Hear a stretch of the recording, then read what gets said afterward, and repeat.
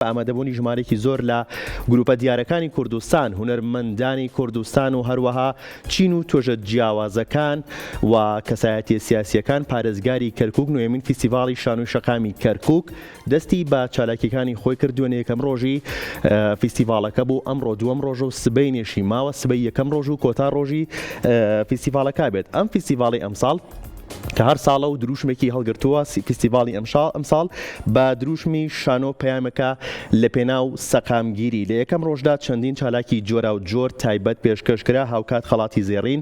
بەسەر هونەرمەند و ئەستێرەکانی شانۆ و سینەمای کوردستاندا دابەشکرا، لە نەک کوردستان دەرەوەی کوردستانیش دابەشکرا. دکتۆرە نیگار حەسیب قەرداقی هونەرمەند کە یەکێکە لەو هونەرمەندانەی کە خەڵاتی زێڕینی پێبەشرا کە ڕۆڵی هەیە لە درامای ژاڵەدا و هەر دکتۆرە نیگار خۆشی لە ئەم خولەی فیستیڤاڵی نێودەوڵەتی شەقامی کەرکووکدا هەرخۆشی لیژنەی ڕەخنەیە لە فیستیڤاڵەکە بەشدارە و هونەرمەند شوان عەتوف بە هەمان شێوە یەکێک بوو لەو کەسایەتیانی، یەک بوو لەو هونەرمەندانەی کە خەڵاتی زێڕینی پێبەشرا، بەڵام هونەرمەند شوان عەتوف لە کاتی وەرگرتنی خەڵاتەکەیە باسی لەوەی کرد کە خەڵاتەکەی پێشکەشەکە بە هاوڕێکی هونەرمەندی کەویش خاتوونی هونەرمەند خاتوو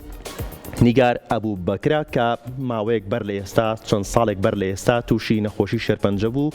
بە خۆشحاڵیەوە لە ئێستاە تەندروستی زۆر باشە و هونەرمەند شوان عەتوف خەڵاتەکەی خۆی پێشکەش بە خاتوو نیگار کرد. جەعفەر دهقان کارکتەری پۆتیڤاری درامای یوزارسیف بە هەمان شێوە کەسایەتێکی دیکە بوو لەو کەسایەتیانەی لەو هونەرمەندانەی کە خەڵاتی زێڕینی پێبەخشرا. ئەیاد رازی پاشای کۆمیدیای عێراقی ئەویش کەسایەتێکی دیکە بوو، هونەرمەندێکی دیکە بوو کە خەڵاتی زێڕینی پێبەشرا و وەکو خۆشی باسی لێواکات پلانی نوێی هەیە و کاری نوێی بەدەستەوەیە و بەڵێنی ئەوەی داوە کە بێتە کوردستان و لە کوردستانیش کاری هونەری و بەرهەمی تازەی بەردەوامی پێ بدات. مامۆستا شەماڵ عومەر هونەرمەند کە ڕۆڵی ئاغاگەی هەبوو لە درامای ژاڵەدا، ئەویش کەسایەتێکی دیکە بوو کە خەڵاتی پێبەخشرا و ئەم مامۆستا شەماڵێکێک بلو کەسایەتیانی کە باز لەوا کات لە درامای ژاڵەیە کە ڕۆڵی ئاغاکەی هەبوو چۆن ئەم ڕۆڵەی وەرگرتووە کە مامۆستا جۆلیل زەنگەنە سیناریۆنووسی درامای ژاڵە بووە. ئەو دیاری کردووە کە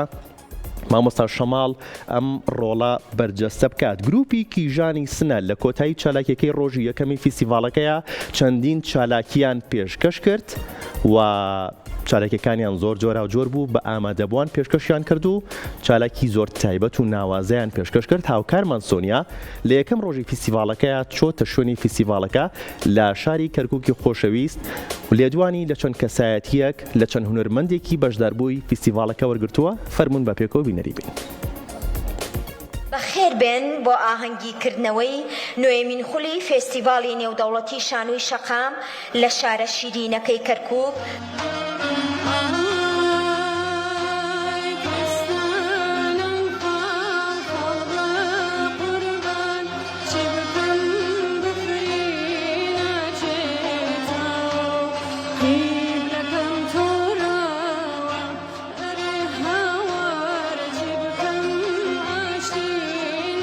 مامۆستایەکی گەورەم، یەکێک لە سمبولە جوانەکانی کورد لێرە، ئەویش مامۆستا شەماڵە. هەستە چیەکەم ڕۆ لێرەیت؟ بەڕاستی بۆ من ینی ناتوانم تابیری لێ بکەم. دوای 35 ساڵ گەڕانەوەم بۆ ئێرە، بەتایبەتی کەرکووکی شاری مناڵی منە، بینینی برادران و خۆشەویستان و هەروەها هەمووتان ینی بۆ من گەورەترین خۆشیە بەڕاستی. هەچی خەمی 35 ساڵ بیرم چۆتەوە. بەڵێ هەست چی بوو کە ئەمڕۆ لە نێو پۆلێک لە هونەرمەندان، لە نێو ئەوانەی کە هاوزمانی خۆتن لێرە بووین، پەرفۆرمانسی جوان، نمایشی جوانە بینی؟ من خۆشحاڵم بەوەی کە ئەو نەوەیی کە کاتی خۆی لەگەڵ ئێمە بوون، ئەوانەشی کە مامۆستا بوون، بەردەوامن لە شانۆە و بەردەوامن لە هونەرا و جگە لەوەش نەوەیشی نوێ دروست بووە کە بەڕاستی پاشە ڕۆژی هونەری کوردین زۆر دڵخۆش مەکات، زۆر زۆر. یەکێک لەوانەی کە مامۆستا شەماڵی پێناسرێتەوە درامای ژاڵە بوو. چی ئەڵێی دەربارەی ئەو هەموو ساڵە تێپەڕی؟ من لێرەوە نازان بڵێم چی سڵاوێکی گەورەم هەیە بە مامۆستا جەلی زەنگەنە ئەو پیاوە گەورەیە ئەو هونەرمەندە گەورە داهێنەرە کە ئەوان من بە مامۆستای خۆمیان ئەزانم تەمەن مبادەری ژاڵە مامۆستا جەلی زەنگەنە بوو ئیتر خۆشحاڵم بەوەی کە تا ئێستا ژاڵە لە لاشعوری چەنەها جی لە شوێنی خۆی ماوەتەوە و تا ئێستاش خەڵک لە یادیەتی سەر بەرز و خۆشحاڵین بەم چاپێککردن لەگەڵ بەڕێستان هیوای تەمەند درێژی و بەرداوامی بۆ بەڕێستانە سپاسە سڵاو بۆ هەموو نەرمەندان و بە تایبەتی مامۆستای گەورە مامۆستا جەلی زەنگەنە سەرقاڵی ناساندنی کللتوری نەتەوەکەیەتی ئەویش دکتۆرە نیگار حەسیب قەرەداخیا شایستی خەڵاتی زێڕینە با بفەرمێت.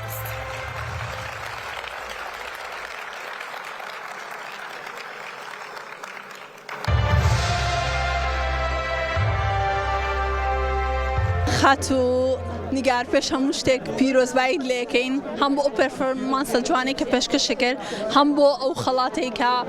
وەرەگرت هەست چۆنە؟ هەستم زۆر خۆشە یەکەم کە خەڵات وەرەگی بەڕاستی هەموو خەڵاتی زۆر خۆشە بەس خۆشترینی لەوەیە کە لە نیشتیمان و لە خاکی خۆت وەرەگریت من خەڵاتێکی زۆرم لەسەر ئاستینی و دەڵەتی وەرگرتووە بەڵام هەمیشە وتوم خۆشترین خەڵاتەوەیە کە لە کەسوکار و هاوڕێ و وڵاتی خۆت وەرەگری زۆر سوپاسیانەکەم لێرەوە ستافی شانۆی شەقام زۆر سوپاسیانەکەم ئەمە نابێت هاندەرێک لەگەڵ هاوڕێیان تا بیتەوە ئێرە و بەردەوام لێرە کاری هونەری بکەیت بەڕاستی لە هەر شوێنێک بێ مرۆڤ ئەتوانێ هونەری خۆی بکە ئەتوانێ با بڵێن پەیوەندیشی بە هێز بێ لەگەڵ هونەرمەندانی وڵاتەکەی خۆیە ئێمە شوات بۆ ماوەی 35 ساڵە لە دەرەوەی وڵات ئەژین ئەتوانم بڵێم بناغێکی بچەومان دامەزرانەوە هۆڵێکی شانۆی تایبەت بە خۆمانمان هەیە کە ئەتوانم بڵێم دەستکەوتێکی زۆر گەورەیە بەڵام من هەر بەردەوام هەر چەند جار هاتوومەتەوە وەرشەم کردووە لە شاری سلەیمانی لە هەولێر ئەو ئەمجارە لە کەرکووکیش بە هەمان شێوە وەرشەم هەبووە بەشداری ئەم فستیڤاڵە وەکو لیژنەی ڕەخنەی ئەو پەرفۆرمانسە بچووکەشی کە ئەم ئێوارێ لە چووک نەبوو زۆر گەورە بوو بۆ ئێمە قوربانی بەم زۆر سپاس چاوت ماچەکەم زۆر بەڕاستی بەختەوەرم کە لە ناو ئەم هەموو ئازیزەیەم هونەرمەندی دیاری ئێرانی کە ساڵانێکی زۆرە لە ڕێی نواندنە سەرنجڕاکێشەکەیەوە بینەرانی وڵاتانی خۆرهەڵات پێی ئاشنان بە تایبەت لە درامای یارانی ئەشکەوت و ڕۆڵبینینی کارەکتەری ماکسیمیلیان بابەڕێز جەعفەر دەحقان. عرض سلام و ادب و احترام دارم خدمت همه مردم عزیز صمیمی و دوست داشتنی کردستان. سڵاو ڕێز و حرمەتم هەیە بۆ هەموو خەڵکە ئازیز و میوان دۆستەکەی کوردستان من ویستم سوپاسی تەواوی ئەندامان و بەڕێوەبەرانی فێستیڤاڵی شانۆی سەرشەقامی کوردستان و شێوازە ناوازەکەیان بکەم و ویستم سوپاسیان بکەم کە منیان بە شایانی فێستیڤاڵەکەیان زانی و کاتێک کە بانگێشتم دەکەن و من وەک بەشێک لە خۆیان سەیرەکەن ئەم ڕێزگرتنە بۆ من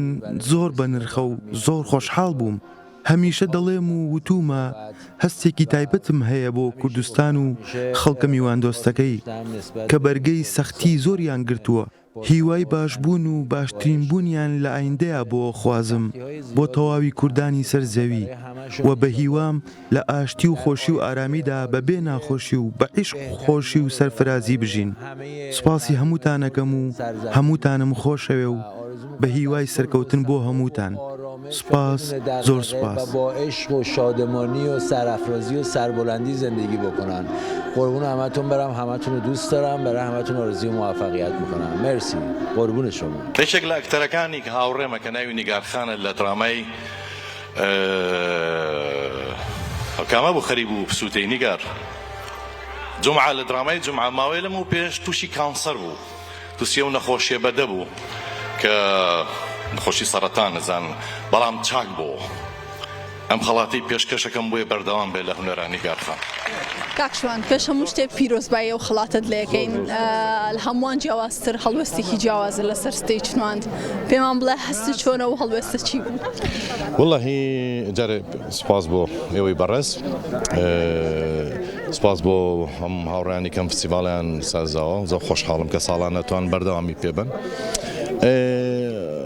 کاک شەماڵ عومەر لێرە بوو شەماڵ عومەر هونەرمەندێکی زۆر نایابە لە مێژی شانۆی کوردیا دەمێک ساڵ بوو نەمبینی بوو دەمێک ساڵ بوو ناتەوە کورسان باس نەکرا پێ حەزم کرد کە باسی کەم چکە هونەرمەندێکی زۆر یەکێکە لە هونەرمەندە ینی نۆستالۆجیەکان بۆ من دووەمیشەوەی بگە خەڵاتم پێشکەشم هاوڕێ عزیزم ئەکتەر نیگار خان کرد کە نەجاتی بۆ لە نەخۆشی کانسەر یانی وەکو هەستێکی خۆمەوانە کە تەشجیعێکین بێتەوە ناو فەن و بەردەوام بێ لە نواندن ئەم خەڵاتە وا لە شوان ئەتفەکات چ بەرپرسیارەتێکی تر بگرێتە ئەستۆ واللهی هونەر هەمیشەوە من مەسەلە بەرپرسیارەتی نییە بە تەنها مەسەلا ئەوەی وتنە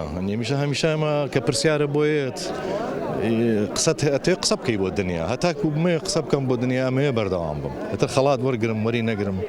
یعنی ئەوە شتێک ڕێزدەنان و شتانە زۆر گرنگن زۆر تەرجیعەتەکان زۆر خۆشن بەڵام تا ئەو شوێنێک کە قسەت هەبێ بۆ وتن پرسیارتە بێ ئەمە ئیشکەم ئەگەر بتوانم گومان کاک شوانتۆفێکێکە لە باشترین ئەکتەرەکانی کورد کە هەموو تاکێکی کوردی ناسە بە هیوای سەرکەوتن و دووبارە پیرۆزبایە و خەڵاتت لێگەین سپاس دەکەم ڕێزم هەیە بۆ هەمووتان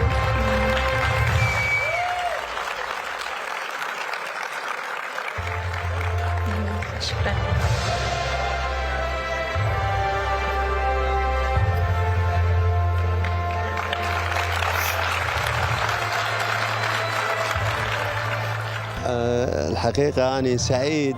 بوجودي في محافظة كركوك وبينهن في كركوك أكثر سعادة لە ڕاستیدا من دڵخۆشم بە ئامادەبوونم لە شاری کەرکووک و لە نێو خەڵکی خۆمان لە کەرکووک هەروەها زۆر خۆشحاڵم کە ئەم خەڵاتم بەدەستهێناوە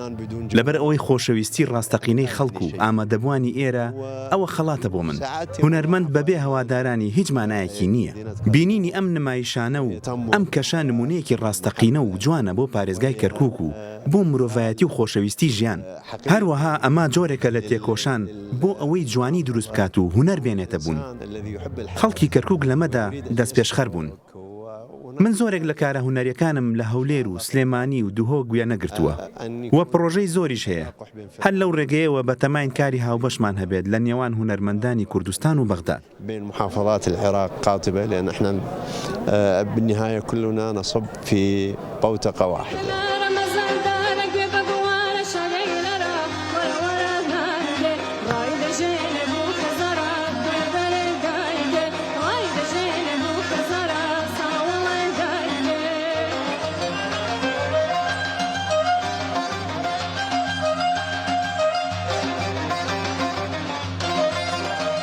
سڵاو لە وەکو گروپێکی ژانی سنا بەشداری فەستیڤاڵی شانۆی شەقامی کەرکووکتان کردوێت تا چەند دڵخۆشیە بۆ ئێوە و کیژانی سنا سڵاو ڕێز بۆ ئێوە بە شانازیەوە ئێمە بەشدارین لە فستیواڵی نیۆدۆڵەتی شانۆی شەقام لە شاری کەرکووک بە خۆشحاڵیەوە کە ئیمڕۆ ئەم دەرفەتە بۆ ئێمە بووگەکە بەشدار بین لەم فستیواڵە پێمان بڵێ وەکو گروپی کیژانی سنا تا چەند ئامادەی ئەوتان هەیە بتوانن وەکو گروپەکەتان بە گۆرانی و میوزیکە تایبەتێکی هەتانە هەر چالاکێک هەبێت لە هەر پارێزگایەکی هەرێمی کوردستان بچن و ئامادەی بن و چالاکی پێشکەشکەن وڵا گروپی ئێمە هەمیشە ئامادەیە بۆ چالاکیەکان بە خۆشحاڵیەوە لەم 2 ساڵیشە توانیکمانە لە چالاکی و کۆنسرت و بەرنامەگەلی تەلڤیزیۆنیکی زۆر بەشدار بین و جێگەی ئفتخار بووگە بۆ ئێمە پێمان بڵێ وەکو کار و پرۆژەی گروپەکەی خۆتان لە ئێستا سەرقاڵی چین ئامادەکاری چیەکەن چ بەرهەمێکتان هەیە وەڵا لە ئێستاە 2 گۆرانیمان بەدەستەوە کە ئیشەڵا بۆ 8 مارس ڕۆژی ژن تەمامانەکە ڤیدیۆکلیپێکی باشی بۆ بکەین و بڵاویکەینەوە جیا لە ڤیدیۆکلیپەکانیش مۆدام بەرهەمەکانمان ئەوەز دەکەین یعنی پرۆڤاکەین کە گۆرانیگەر تازە دابنین بۆ چالاکی و بەرنامەکان بێجگە لە بەرهەمەکانی تایبەت بە گروپەکەی خۆتان گروپەکەتان زیاتر سەرسامی چ هونەرمەندێکی کوردستانە ئێمە هەمیشە لە بەرنامەکانمانە حتمەن گۆرانیک خات و خوالی خۆشببوو مەرزیە فەرقی دائنین لە خات و لێلا چۆپی فەتا بۆ ئێمە فەرقی نییە بەڵامی تر ئەمانە میشە تایبەتن بۆ ئێمە وەک نمونێکی خانمی جوان گۆرانیەکانیان حتممە دائنین و پرۆڤەیانەکەین.